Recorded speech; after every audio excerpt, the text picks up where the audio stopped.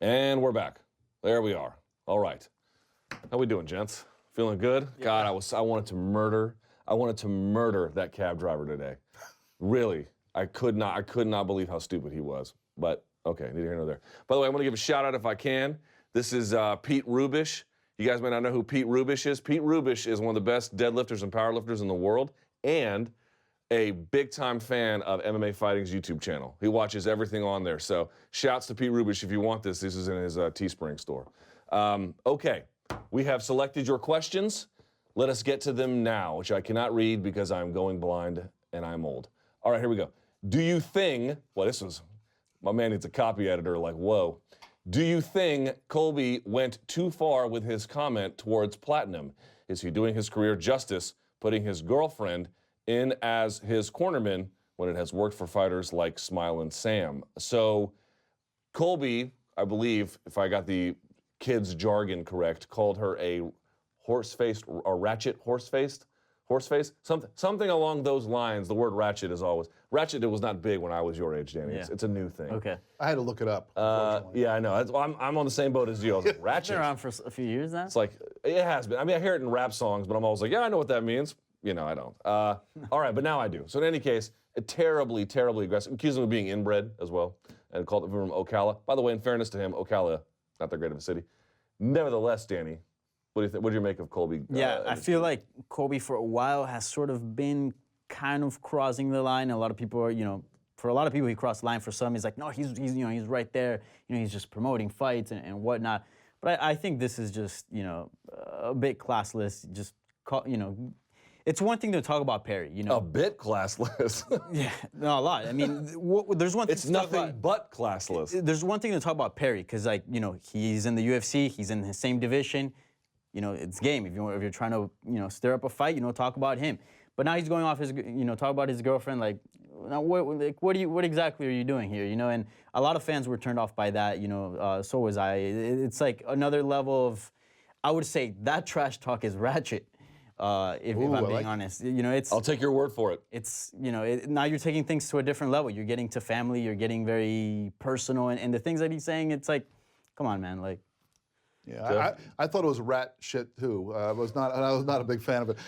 Look, if I know they fight in the same weight class, but Colby's talking trash to a guy who's below him in the rankings. Not only that, but below him in the rankings, and just lost the fight. So it's not like if he was talking trash as he has been talking trash to you know, Tyron Woodley. I mean, I understand why you do that. You're trying to promote yourself, trying to lift yourself up and get in the champion's face. Talking this way to a guy below you in the rankings just seems kind of pointless to me. Obviously classless. There's a little bit of a gray area because the girlfriend was one of the corner people. So, and you know, and from all the corner audio, you know, was not really covering herself in glory with the kind of stuff that she was yelling out to her boyfriend during the fight. So I understood why on Twitter she was taking a little bit of heat, but I felt as though this was just, you know, I don't want to say over the line. That makes it sound like a small thing. I just feel like it's. I think classless is really the word, and it just goes beyond the kind of nonsense that we've come to accept as trash talk in the fight game. Every time I'm on Twitter when Colby does something like that, and I look at somebody being like, I can't believe Colby did this, Colby's a douchebag, or Colby really crossed the line, or you pick it, I'm like, he got you, he got you, he got you, and he got you. I can't believe people keep doing this. They're like, there's a lesson to be learned here. There's good trash talk, and then there's over the line. He got your dumb ass too. That's exactly what he's doing. The way to deny a provocateur is to deprive him oxygen. It's not to declare how offensive you find him or that he crossed the line. You think he crossed the line? That was exactly what he was trying to do. Right. There was no subtlety about that. Yeah. It was double middle fingers right in your face. Your mom is this, your girlfriend is that. So the point being is, if it really actually upsets you and you want to counteract it, silence. But going out there on Twitter being like, this is really, I can't clutch my pearls. I'm getting arthritis in my hands from clutching my pearls so hard. He keeps beating you. He keeps beating you. I keep telling folks this. Y'all need to listen. All right, what's next? This is from Jed Mashu, the world's dumbest man. I love Jed's Twitter. Well, we should follow Jed on Twitter. Every tweet is a declaration without a hint of not nuance exactly, because it can have nuance. There is no doubt about his own opinions. I've never seen a man, he's like the Trump of MMA fighting. If Andy Foster is just going to automatically assume that any in-competition test failure isn't intentional, since you'd have to be a total moron to fail a test you know is coming, what is the purpose of even having in-competition testing, Jeff? I love the circular, how that circles around. Yeah. I mean, I understand the question. I get why he would ask that. I mean, ultimately, you have to look beyond. Andy Foster said, "Yeah, I believe Jones. I believe that he was not trying to cheat, but I'm still recommending that he gets this, fine and this penalty." So I guess that's the thing. Is maybe it gets even worse if you don't believe that the guy was trying to cheat. Personally, I think Andy Foster probably didn't need to say that. Maybe I don't know why he. Unless he fervently believes it for some reason. Yeah, but it ended up being irrelevant, because even though he believes that John Jones wasn't intending to cheat, he still was, he was still agreeing with the maximum fine and the year revocation. None of these guys want to hit the nuclear button on their careers. They may want to slap their wrist or whatever, but they don't want to. They don't want to be the guy that's like, I'm going to take away this from you and have such a monumental decision. And also, the other thing that was weird about it was all throughout the rest of that hearing, John Jones kept saying things that kind of, suggested that maybe he doesn't really know, what he's doing some of the time. So even though, I think he was even the one that said somebody wouldn't, only an idiot would take a substance knowing when the test is coming.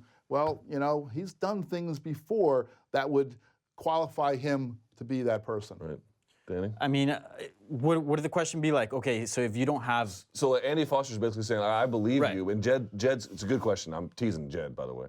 But the question is, if your assessment is that, like, why would someone do this knowing that a test was coming? Right. Well, then why ever even have an in-competition test? What's the point of it? Right. It's sort of like when there's, like, mandatory drug tests for people who get, like, new jobs. It's like, the test is coming, but I bet tons of people fail them.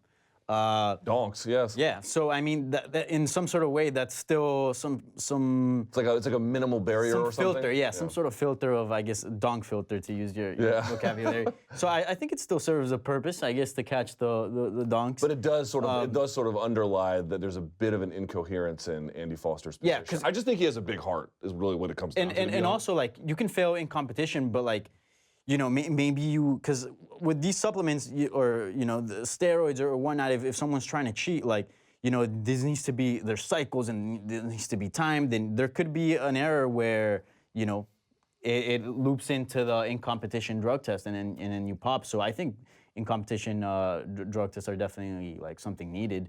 Because it's still, again, it provides some sort of filter. It's not the best because it's coming. Obviously, random it's ideally the maybe the most efficient one if you're really trying to catch someone, but it definitely serves some purpose. All right, what's next?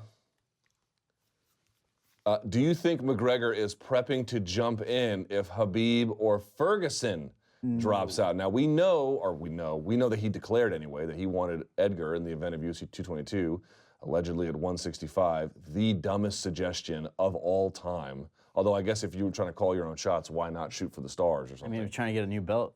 I guess. Another one he cannot defend, apparently. Yeah. What do you make of that, Jeff? Do you think he is, if Khabib or Tony falls out? I don't think so. That's too consequential about. Yeah, I don't think so. I think he would. I think that he'll be there because his man Lobov is fighting in that same fight card. Right. But I don't think he'll be there in fighting shape. Right. I think he'll be there in fighting with words shape. I think that he will find his way either into the octagon or at least, like, with his face up against the cage, yelling at the person who wins.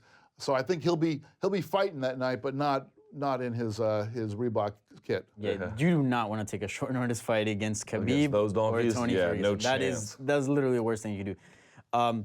But I also just want to add, like, Conor McGregor is at a point right now where, sure, he is a huge star, but I mean, he's also a great fighter. So he's on the verge. In his prime. Yeah, he's on the verge of becoming one of the greatest. And, there's a lot of asterisks because he hasn't defended the belt. He hasn't versed, certain style of fighter, like Frankie Edgar, at least in a full camp, because we know he versed Chad Mendes, who's a good wrestler, but that was on short notice. And the word is Chad Mendes wasn't in the greatest shape.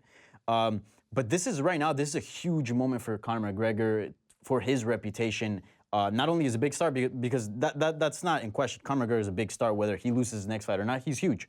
But as far as like his sittings in the pound for pound best, in the greatest of all time, so he needs to take this very carefully, because if he beats Khabib Nurmagomedov or Tony Ferguson, whoever wins that fight, the winner of that, I mean, he could easily make a case that he's one of the best, period, ever.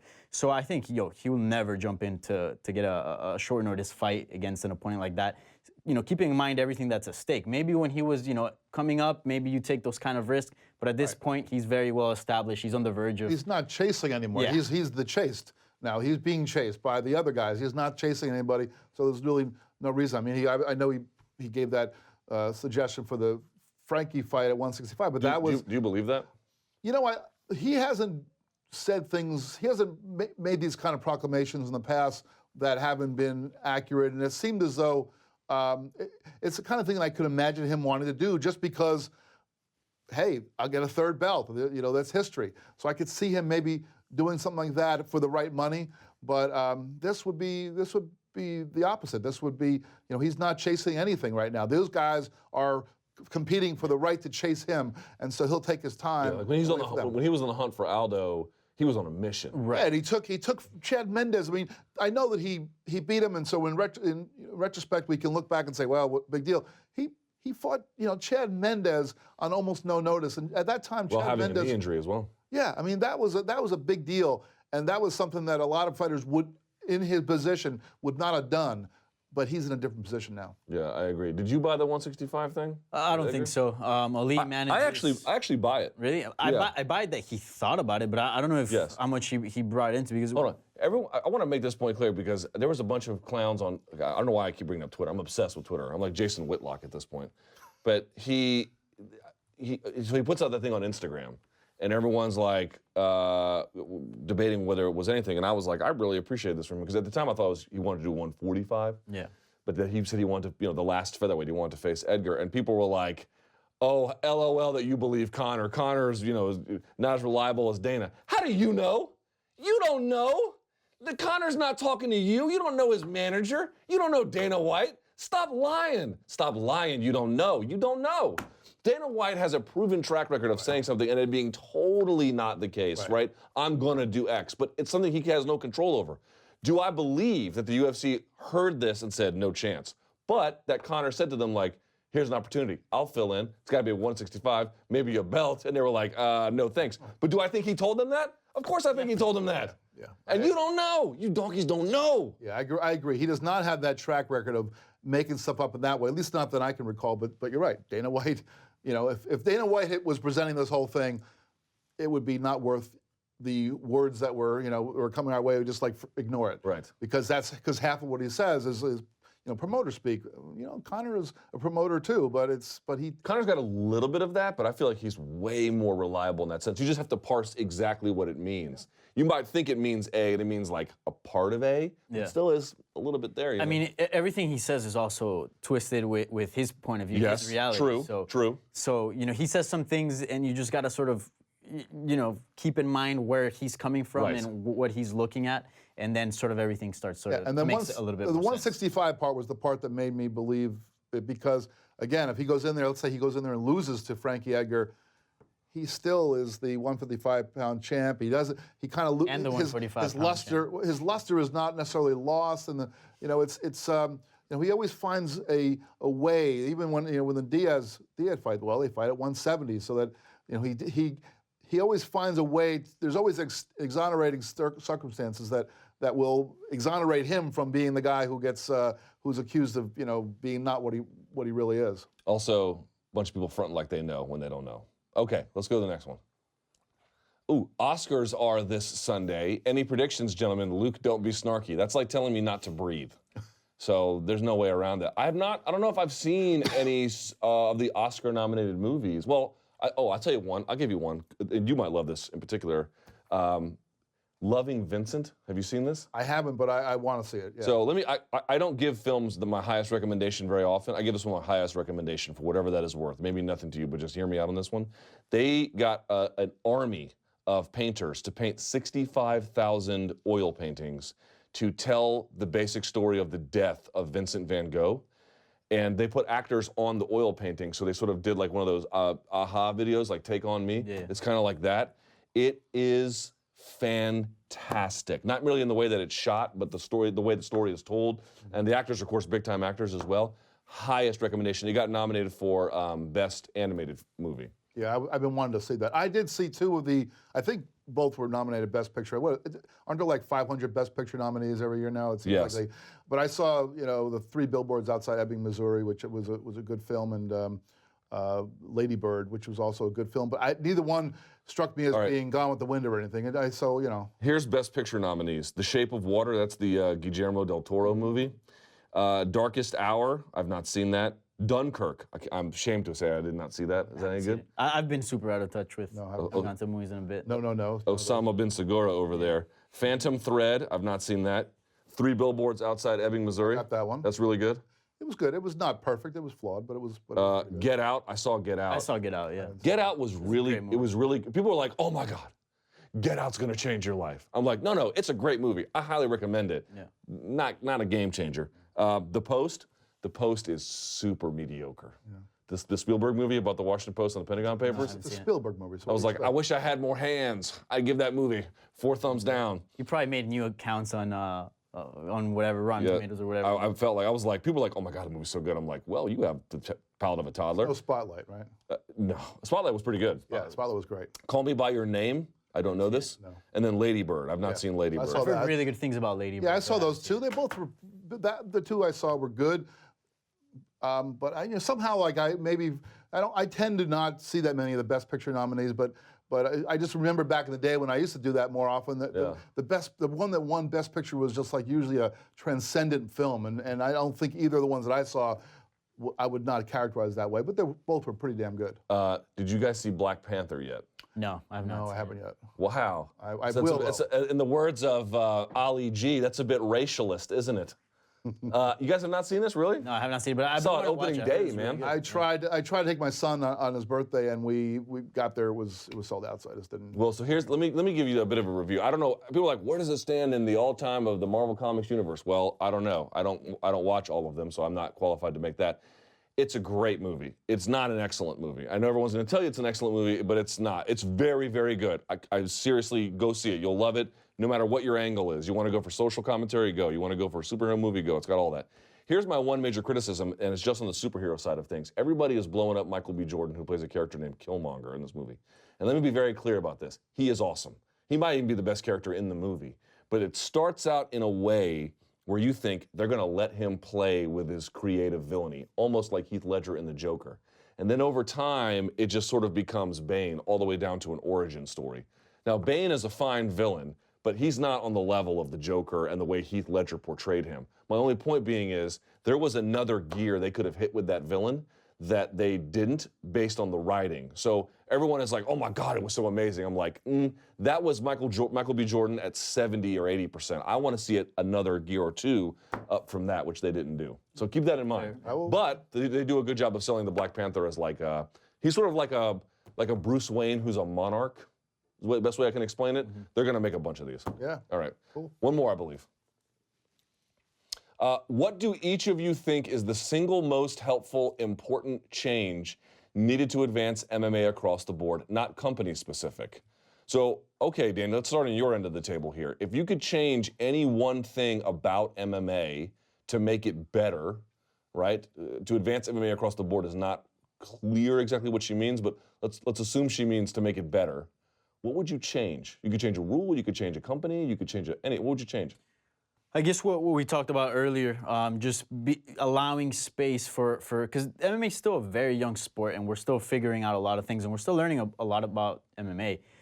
Just giving it space to add new rules, take away, add little things, because MMA is always evolving, and we're still figuring this thing out. And I feel like there isn't enough room to play with that. Also, unify the rules, make just one set of rules for everything. Even when the UFC goes international and they're the ones putting the rules, help enforce that by just sticking to one set of rules. Every single state have the same set of rules, because this is just confusing. Like even on the broadcast, I remember I think Dominic Cruz at one point was arguing I forgot with who it was, maybe Cormier, where he was talking about there was an incident and he was talking about, oh yeah, this is legal, and they're like, oh wait, no, but this is the new rules, and he's like, oh yeah, I thought it was the old rules, and the commentators that are supposed to be educating people, and I'm not trying to blast Dominic Cruz here, but The job's hard enough. the job's hard, and plus, all the rules, all the changes, it just makes it a lot more difficult. He's a teammate of the guy who he was talking about. Yeah, no, but I'm not talking about that specific. That's a Fox issue, not a Dominic Cruz I'm not issue. talking about that specific incident. I think it was in another card, another event. But yeah, and Dominic Cruz knows the sport like none other. So even a guy like that is getting things wrong. There's something wrong with the whole system. I mean, the list, I could give you a list that, Give me that would one. drop down. Give me but a I guess solid one. the thing that is in forefront of my mind is this thing that we talked about earlier. And I guess if I was going to do anything, I'd say, okay, let's get instant replay for everything, and it doesn't end the fight. Instant replay the same way that. Is that a complete that pass complete? Did that guy get his foot inbounds before he when he caught the ball? Was he bobbling the ball? Is that is that guy out at first base? Or all the other sports have instant replay, and they're able to continue the action. And I know in MMA one of the big things is is stamina, and so if there's a big pause, the guy who might be tuckered out is getting a big advantage, but. Who cares about that? I want to see the call be done correctly, and I want referees to err on the side of, pause the action, get the thing right. And I know we'll sit here a year from now if they do that. We'll be sitting here complaining about these damn fights are going too long. The referees stopped the fight 3 times, and they can't. They got to stop this. Well, we'll deal with that when we come to it. I love those suggestions, of course, but I would go a slightly different direction, which is to say I would have a union created. And here's why. Yeah. I think a lot of the problems that we have in the sport today are a function of the fact that the fighters feel like they're just constantly taken advantage of, and it creates this malaise where the product doesn't move and they're not getting the right payment. If you had a real union, and again, this would not be like the unions that they have in other sports where teams compete for talent, but that would change things. It wouldn't be as powerful, but that they could get a share of the TV money, that they could create some kind of pension or compensation for retirement, that they would have a say over the anti-doping practices, that they could have just a voice constantly in all of these things so we can stop talking about it. So we can just talk about the sport moving forward, fighters on one side, management on the other, they work out a deal, and then we're off, and then we're going. And I just feel like because we don't have one, there is this power vacuum all the time, and it just creates so much unhappiness. So many people, like when we think about Brian Ortega, he's not just like a good guy who wants to see good in the world. He seems like a happy person. It's nice to see a happy person. Right. People smiling, happy to do their job. How many times you go to Fight Week now and somebody's bitter about something? And then, I'm not saying they're not even right to be bitter, but it's like, oh my God, another guy doesn't feel great. Like let's try to find a way to structurally move past that. And I feel like a union probably is the best way to get there. That's a real good one. Yeah. Okay, so. Appreciate you guys. That's it. We're done, right, Mr. Cameraman? Yes, we are. All right, so appreciate you guys tuning in. Again, sorry for the delay on the MMA beat side of things, but, well, what can I do? The New York subway is almost a century old and rat-infested. It's not my fault. Please like the video and, of course, subscribe to MMA Fighting. The whole team is in Las Vegas for UFC 222, so tons of content coming your way all weekend. We appreciate you guys watching. We appreciate your patience today. And for Danny, for Jeff, I am Luke. Hands up, chin down, let them fly. This is the MMA Beat.